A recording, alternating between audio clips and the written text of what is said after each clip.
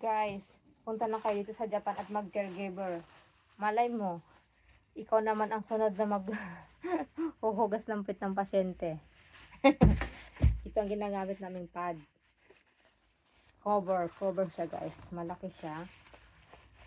Ito ang pad na medyo malaki. Pag hapon namin to ginagamit sa hapon.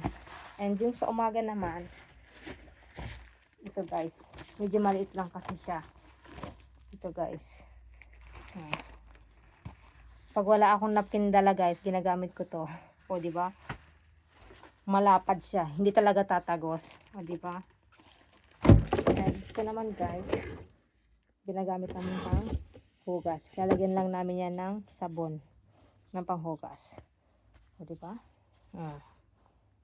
Gase tawag guys. O di ba? Malay mo ikaw naman maghugas ng puwet. Joke lang. O di ba? Punta na kayo dito sa Japan at mag-caregiver kayo guys.